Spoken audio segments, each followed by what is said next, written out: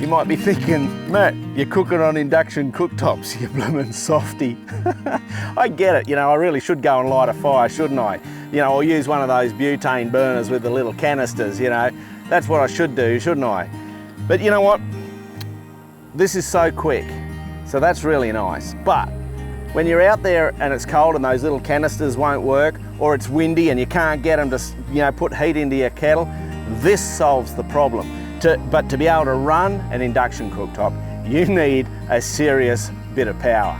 So in this video, I'm going to show you what we've installed in the 200 series so we can work on the road, because for us, this is working on the...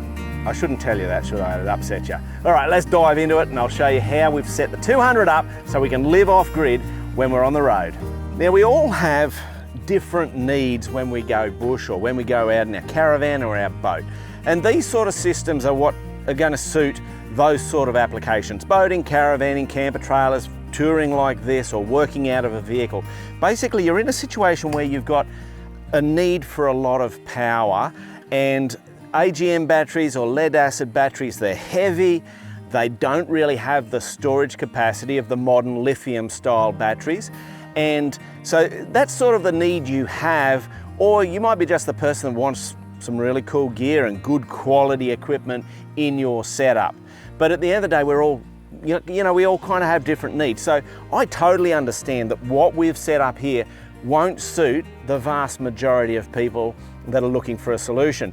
But this will give you a lot of ideas of what can be done. And the guys at Shervey Power Products who installed this system for us, they absolutely have blown us away. We've done a lot of camping and a lot of trips with this setup now, and it has never let us down. So, which is what I need, because right at the moment, I got like 500 bucks worth of meat in here. Look at this.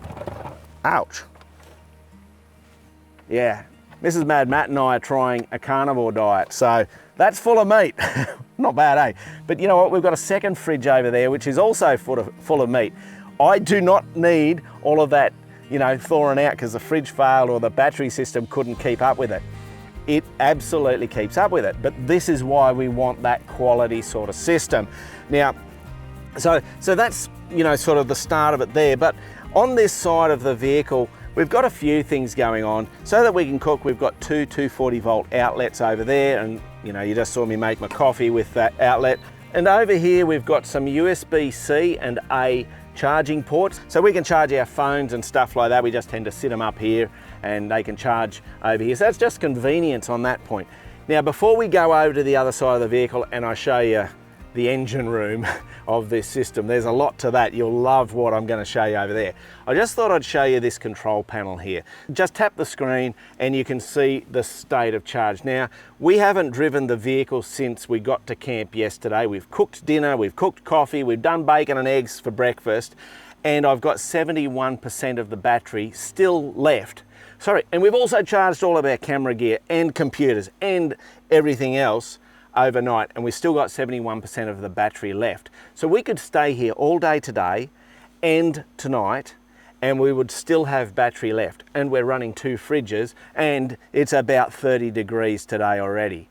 Okay, that's the capacity of the system. But what else have we got going on here? We've got our solar panels. They're charging 70 watts at the moment. Just that varies a little bit, but we're under trees and it's not really full sun yet, but that can go quite high at different times depending on what's going on. So we've got our battery there. We're drawing about 2.8 amps off the battery at the moment, and some of that is going to our AC system, so the inverter, which is the other fridge, is running on AC, and then some of it's going to our DC side of things. So, you know, we've got a battery getting charged over the other side and so on and so forth. So that sort of gives me a quick glance at what is going on with the system. There are other screens available here depending on what you want to do, and you can deep dive into some menus. I'm not going to bore you with all of that. Righto, let's head round the other side to where the engine room is, because that's where it all happens. You got your coffee? Come on, let's go. Okay, let's get into the engine room of this system. Now, there are lots of components in here to make it work and make it do everything, but I guess that's where technology's at the moment. Maybe one day there'll be systems where it just simplifies it all. Anyway, this is what I've got. Now the guys at Solar and Sat, they did an excellent job of packaging it and wiring it so it doesn't impact the use of the vehicle, and I really do appreciate that. Now, let's start right here at the battery, because that's the center of it all.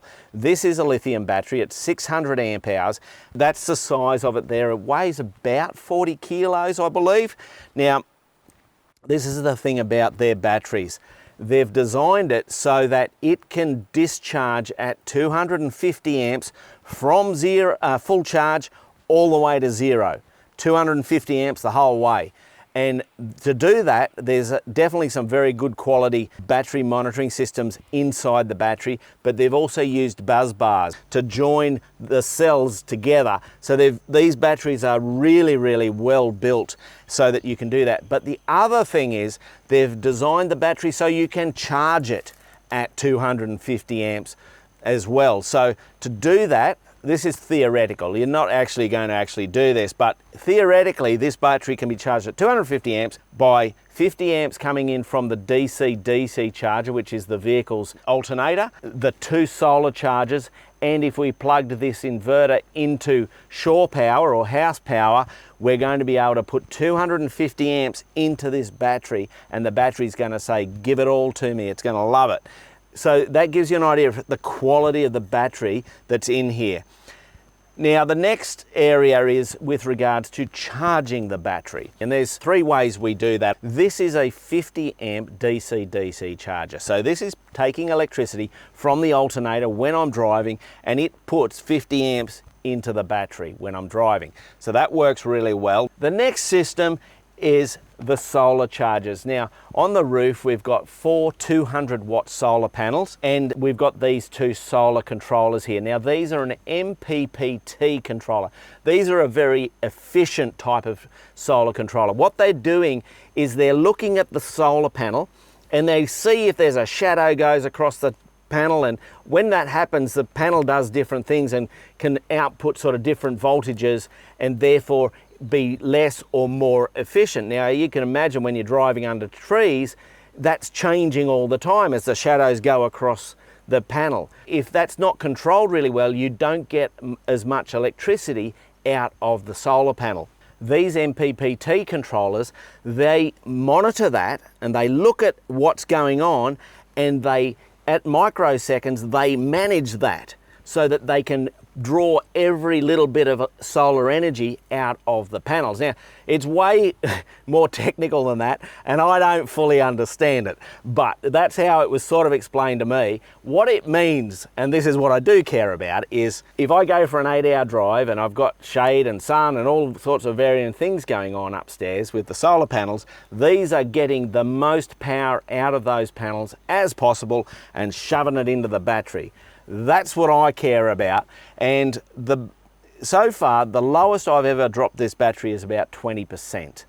And when we had to recharge that, so what's that 20%, we had to put 520 amps of power into this. It took about 5 to 6 hours using the vehicle system and the solar controllers, and we were fully up to full charge again. Now the third way we can charge the battery is via the inverter, which is also a charger, and that's when we plug into shore power with the connector on the front of the camper, plug into that, and we can charge it through this, and that chucks in a whole heap of power as well.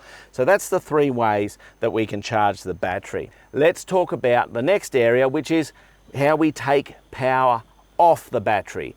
There's both a DC 12 volt system and a 240 volt system. The inverter is what's the 240 volt system, 3000 watts. That's what's running, well, it's running the fridge down here, it's running the inverter cooktop, it runs the air fryer. I wasn't supposed to tell you that. Yeah, we take an air fryer with us camping now. Anyway, it runs that as well. It's running the Starlink at the moment, which we've got on the front of the camper. We can use it to run and charge all of our batteries and stuff like that. So we've got a power lead and a power board, plug it in here, charges all that stuff. On the DC side, up next to our mattress, in the camper unit, and up next to the fridge, and right here, we've got a whole range of different USB charging solutions. So that we've got USB-A, USB-C in all of these. So as you can imagine, we can charge phones, GoPros, all sorts of different things off these around the vehicle.